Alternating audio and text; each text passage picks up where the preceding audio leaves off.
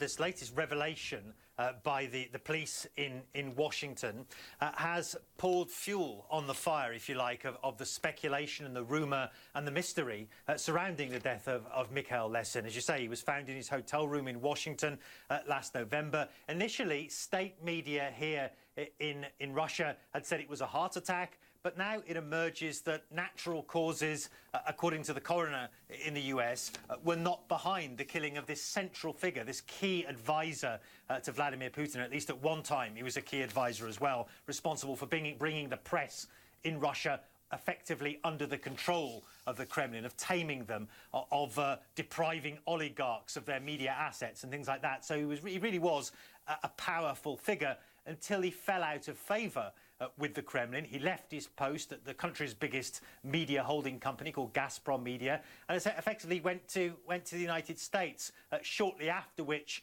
he was found dead in his hotel room. It wasn't a heart attack. That's what state media said originally. This statement today saying it was blunt force injuries to the head that were the cause of death, along with blunt force injuries to the neck, the torso, and his upper and lower extremities as well. Now, the US police in Washington are stopping short of saying this was a criminal act. They haven't said that yet, but it is still very much under investigation. As I say, it does add further mystery to this episode.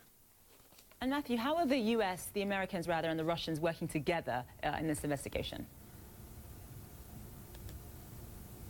Well, I'm not sure they are working together. In fact, there's been a statement issued by both the Kremlin and earlier by the Russian Foreign Ministry as well, saying that, look, the Russian embassy in the US, and I'm reading from their statement now, has repeatedly sent requests through diplomatic channels about the investigation into the death of this Russian citizen, but the US has not provided us with any substantive information. And so it seems that, according to the diplomats here in Moscow and officials here in Russia, that this statement from the police and from the coroner's office in Washington, D.C. is the first they've heard of the findings of the coroner's report, that it was a blunt force injuries to the head that were the cause of death for Mikhail Lesin.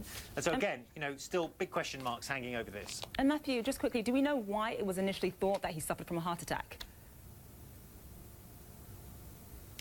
It was something that was quoted in state media. It was something that was told anonymously, apparently, to state media, which, remember, Mikhail Lesin helped to set up, coming from a doctor, they say, who was involved with the case. But it seems not to have been the situation at all. I mean, one of the big questions that's being asked at the moment here, speculatively, in Russia, is why was Mikhail Lesin in Washington in the first place? And apparently he was attending some kind of gala, a fundraising gala, something like that, which he never actually got to because he was dead before that gala took place. But there's been a whole load of speculation in this country, particularly on social media, that he was in Washington to do some kind of deal with the US authorities to give them information, perhaps, about the inner workings of the Kremlin, which he would have had a great deal of knowledge about, of course, being so close to it, in exchange for some kind of immunity to prosecution over in the United States. It's just speculative,